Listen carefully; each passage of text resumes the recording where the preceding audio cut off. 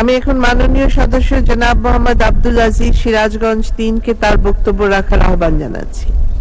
আপনার সময় ৭ মিনিট।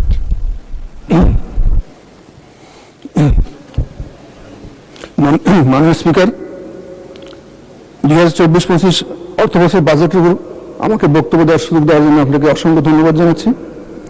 মাননীয় অর্থমন্ত্রী গত 6 জুন টেকসই উন্নয়নের পরিকল্পনায় স্মার্ট বাংলাদেশের স্বপ্নযাত্রা এই প্রতিপাদ্যকে সামনে রেখে এই মহান সংসদের যে বাজেট প্রণয়ন করেছেন তার জন্য তাকে ধন্যবাদ জানাচ্ছি। আমি আপনার মাধ্যমে মহান সংসদের সকল সংসদ সদস্য এবং সারা জাতিকে ঈদের শুভেচ্ছা জানাচ্ছি।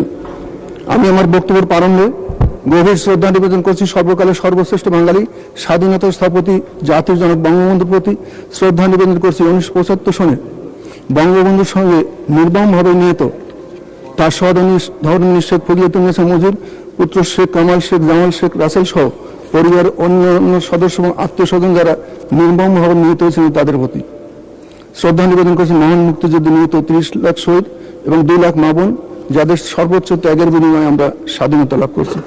শ্রদ্ধা নিবেদন করছি 1975 সনের 3রা নভেম্বর জেলখানায় নিহত জাতীয় 4 নেতার প্রতি শ্রদ্ধা নিবেদন করছি। 52 ভাষা আন্দোলন থেকে শুরু করে অদ্যাবধি বিভিন্ন স্বাধিকার আন্দোলনে যারা আত্মহতি দিয়ে স্বাধিকার আন্দোলনকে সাফল্যমণ্ডিত করেছে। মাননীয় স্পিকার, মাননীয় অর্থমন্ত্রী 2024-25 অর্থ বছরের জন্য 7,97,000 কোটি টাকার বাজেট উপস্থাপন করেছেন, যা গত 2023-24 অর্থ বছরের বাজেটের চেয়ে 4.6% বেশি। এটি বাংলাদেশের ইতিহাসে 53তম বাজেট, আওয়ামী লীগ সরকারের 25তম বাজেট, বর্তমান অর্থমন্ত্রীর প্রথম বাজেট। রাজস্ব আয়ের লক্ষ্যমাত্রা ধরা হয়েছে 5,41,000 কোটি টাকা, বাকি 2,56,000 টাকা আসবে ঋণ থেকে। 2,65,000 কোটি টাকার বার্ষিক উন্নয়ন কর্মসূচি বাজেট ঘোষণা করেছেন। চলতি অর্থবর্ষে অর্থনৈতিক প্রবৃদ্ধির লক্ষ্যমাত্রা ধরা হয়েছিল 7%, আগামী অর্থ বছরের লক্ষ্যমাত্রা ধরা হয়েছে 6.75%। প্রস্তাবিত বাজেটের সরকার 5,41,000 কোটি টাকা রাজস্ব সংগ্রহের লক্ষ্যমাত্রা নিয়েছেন, যা গত অর্থ বছর চেয়ে 41,000 কোটি টাকা বেশি।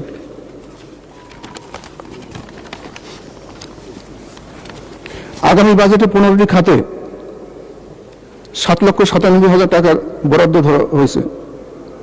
মাননীয় অর্থমন্ত্রী স্বাস্থ্য খাতে 41,408 কোটি টাকার বাজেট দিয়েছেন, যা জিডিপির 0.74%, গত বছরের চেয়ে 8.1% বেশি। মাননীয় অর্থমন্ত্রীকে অসংখ্য ধন্যবাদ জানাচ্ছি।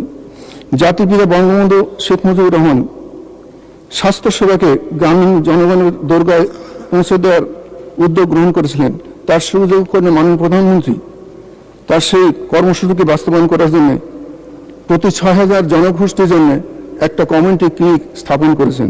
যে কমিউনিটি ক্লিনিকে 27টি ওষুধ বিনামূল্যে দেওয়া হচ্ছে। হাইপারটেনশন এবং ডায়াবেটিস ওষুধ থেকে শুরু করে সকল ওষুধ সেখানে বিনামূল্যে দেওয়া হচ্ছে। গ্রামীণ জনগণ এই চিকিৎসা নিয়ে তারা অত্যন্ত খুশি। এখন পর্যন্ত যতগুলো স্টাডি হয়েছে সেখানে দেখা যাচ্ছে 90% মানুষ তারা এই কমিউনিটি ক্লিনিকের সেবা নিয়ে সন্তুষ্ট। সেই সময় 18,000 কমিউনিটি ক্লিনিক স্থাপনের উদ্যোগ গ্রহণ করা হয়েছিল। 2001 সনে বিএনপি জামাত ক্ষমতা আসার পরে সমস্ত কমিউনিটি ক্লিনিকগুলো বন্ধ করে দিয়ে সেখানে ছাগলের খড় তারা শুরু করেছিল। 2009 সনে রাষ্ট্র ক্ষমতা আসার পরে বাংলাদেশ আওয়ামী লীগ মাননীয় প্রধানমন্ত্রীর নেতৃত্বে আবার বাংলাদেশে কমিউনিটি ক্লিনিক চালু করেন এবং এই মুহূর্তে বাংলাদেশে 14,311টি কমিউনিটি চালু আছে। এই কমিউনিটি ক্লিনিক জাতিসংঘ থেকে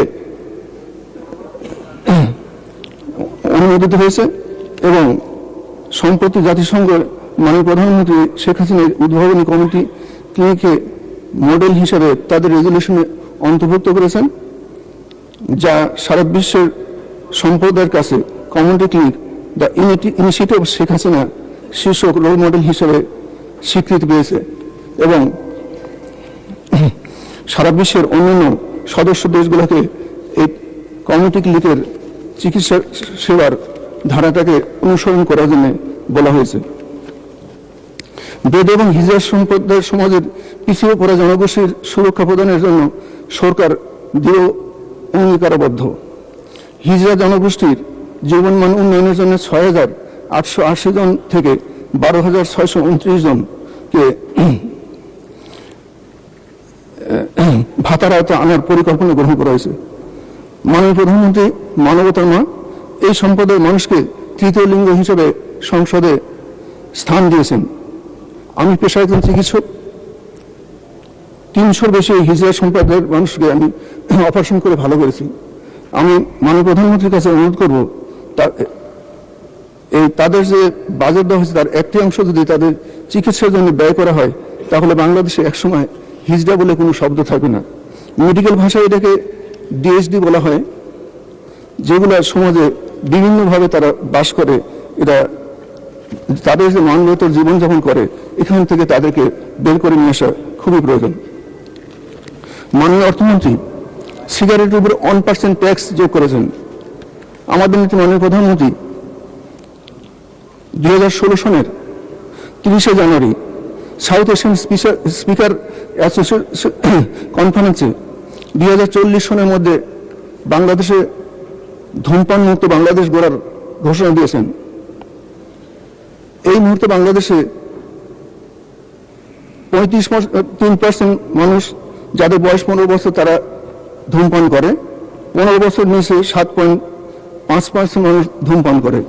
2040 সনের মধ্যে যদি ধূমপান মুক্ত বাংলাদেশ গড়তে হয়, তাহলে নতুন ধূমপাই বন্ধ করে প্রতি বছর 10 লক্ষ মানুষকে এই ধূমপান থেকে বের করে নিয়ে আসতে হবে।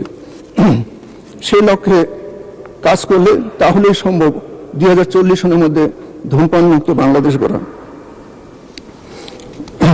বাংলাদেশের টোবাকো 2 মিনিট মাননীয় সদস্য। বাংলাদেশের টোবাকো নিয়ন্ত্রণ আইন 2005 সনে করা হয়েছিল, 2013 সনে সেটাকে অ্যামেন্ড করা হয়েছে এবং 2016 সনে এই আইনের বিধি প্রণয়ন করা হয়েছে। সেখানে ইমার্জিং টোবাকো অর্থাৎ ই সিগারেট বা হিটেড টোবাকো সম্বন্ধে কোনো নিয়ন্ত্রণের কথা নেই। আমি মাননীয় আইনমন্ত্রীর কাছে অনুরোধ করব, বিশ্বের 40টার অধিক দেশে এই হিটেড টোবাকো বা ইমার্জিং টোবাকো আইন করে বন্ধ করা হয়েছে। বাংলাদেশে আইন পরিবর্তন করে এই ইমার্জিং টোবাকোগুলো বন্ধ করা হোক এবং সিগারেটের উপর 1%-এর বেশ অধিকতা অ্যাটলিস্ট 5% ট্যাক্স আরোপ করা হোক। মাননীয় প্রধানমন্ত্রী 2008 সনে নির্বাচনের আগে রূপকল্প 2021 তথা প্রেক্ষিত পরিকল্পনা 2010 থেকে 2021 প্রণয়ন করেছিলেন। তিনি সেখানে স্পষ্ট ভাষায় বলেছিলেন 2021 সনে বাংলাদেশকে মধ্যম আয়ের দেশে রূপান্তরিত করা হবে, শতভাগ বিদ্যুতায়িত করা হবে এবং ডিজিটাল বাংলাদেশ বানানো হবে। মাননীয় প্রধানমন্ত্রী তার সে স্বপ্ন বাস্তবায়ন করেছেন। এবার উনি 2024 সনে নির্বাচনের আগে ঘোষণা দিয়েছেন 2041 সনে একটা জ্ঞান ভিত্তিক সমৃদ্ধ স্মার্ট বাংলাদেশ বানাবেন।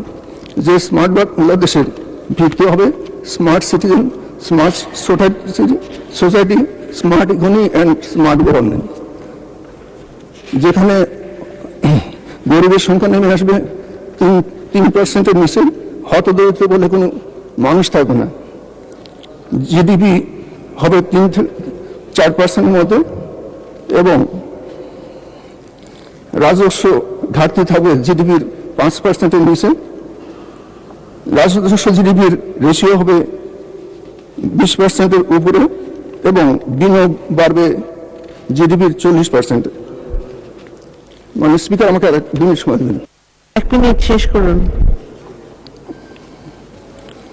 শতভাগ ডিজিটাল অর্থনীতি এবং বিজ্ঞান ও প্রযুক্তি নির্ভর সাক্ষরতা অর্জিত হবে। স্বাস্থ্য সেবা থাকবে সকলের দোরগোড়ায়।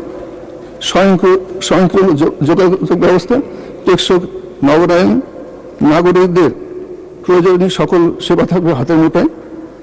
পেপারলেস অফিস এবং ক্যাশলেস ট্রানজাকশন হবে। মূল লক্ষ্য হবে সমতা এবং ন্যায়ভিত্তিক একটি সুখী সমাজ প্রতিষ্ঠা করা।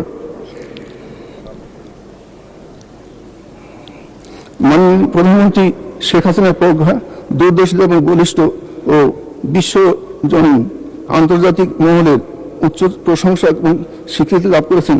মার্কিন প্রেসিডেন্ট জো বাইডেন বলেছেন, Bangladesh is an example of economic progress and a country of great hope and opportunity. যুক্তরাষ্ট্রের প্রভাবশালী পত্রিকায় ওয়াশিংটন পোস্ট মাননীয় প্রধানমন্ত্রী শেখ হাসিনা।